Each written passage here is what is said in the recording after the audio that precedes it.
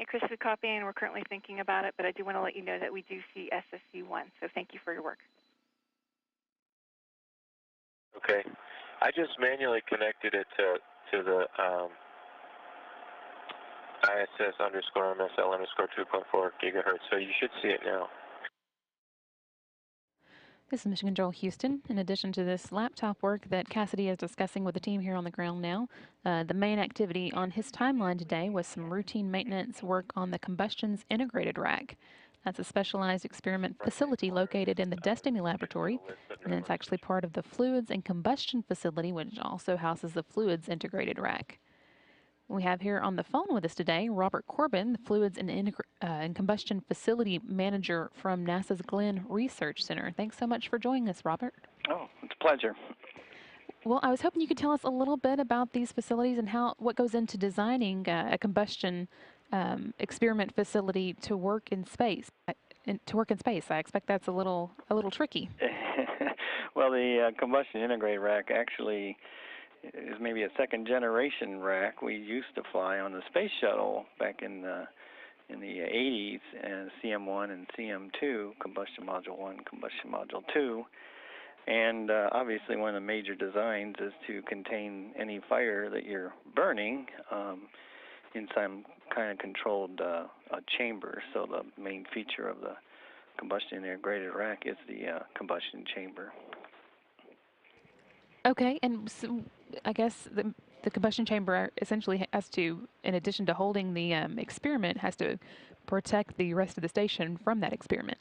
Yeah, it does, and it also sets the environment for which the principal investigator, wants to see during a series of data points.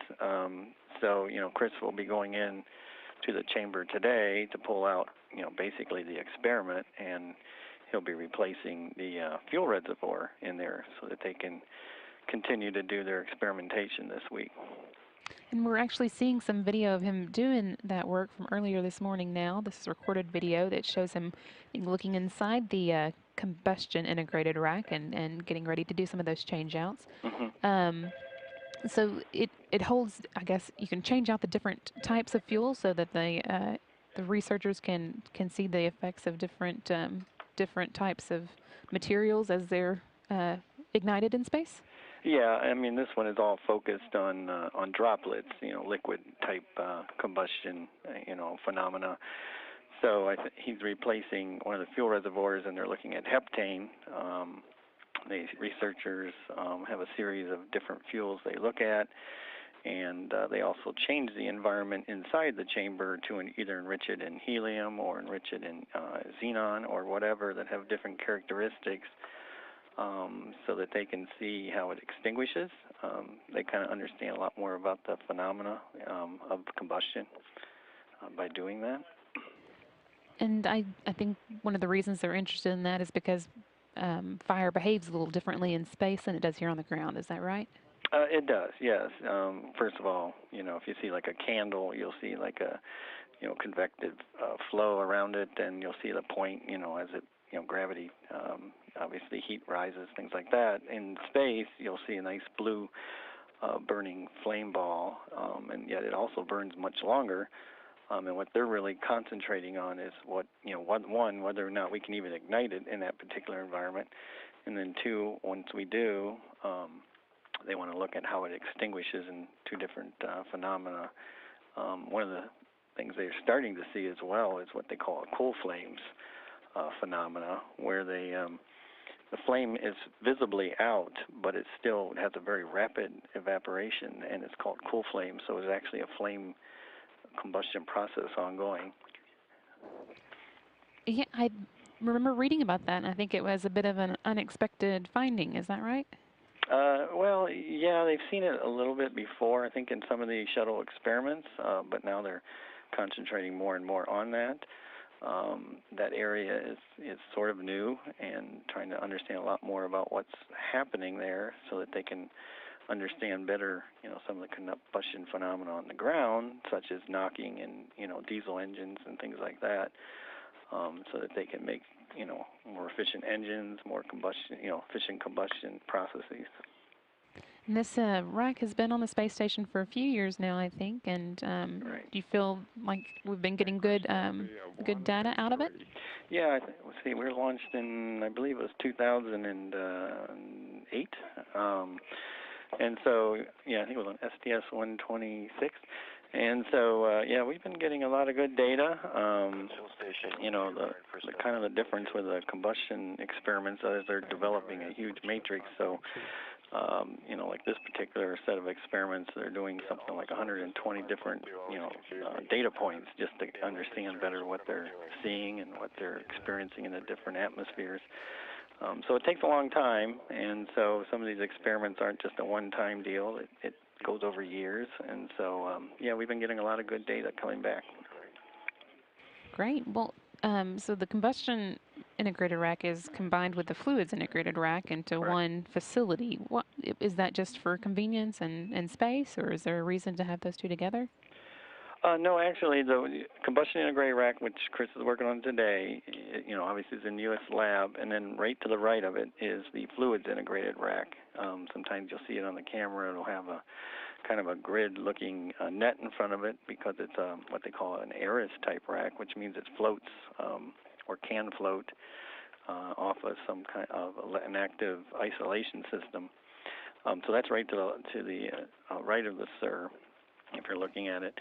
But the FIR and the SIR, they have a lot of common hardware between them in terms of the way that it deals with its interfaces with the avionics to the station, as well as its power distribution. But and they also both have what we would kind of call a optics bench within those racks that kind of slides out when the crew needs to get access to the back of the rack.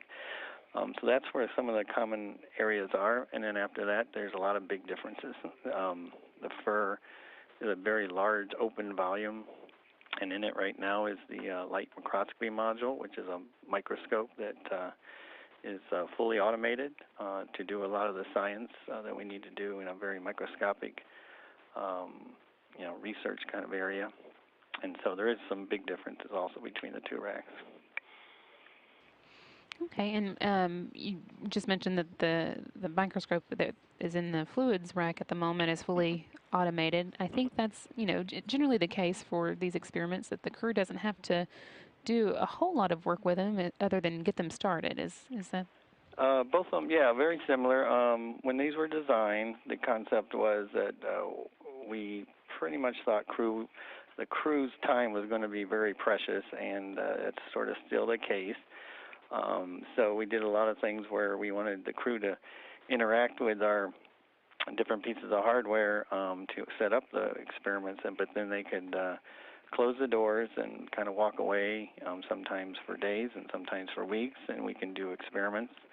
And then they would have to come back and then, just like he's doing today, change out the fuel or change out an igniter that may burn out or whatever. But most of it, we were not having a crew's hands-on doing the experiments.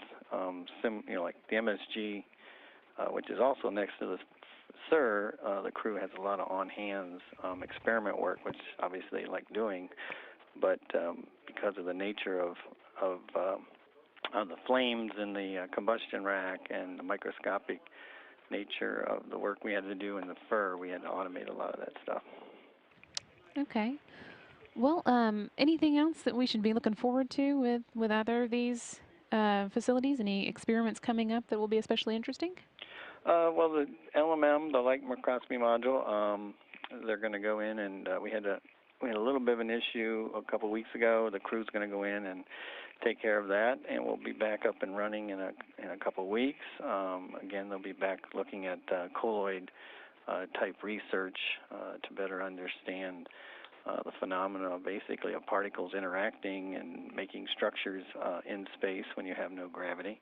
And the combustion, he's also going to be doing something we haven't done since we launched, which is not that complicated, but today Chris will also be changing out the seals actually on the combustion chamber.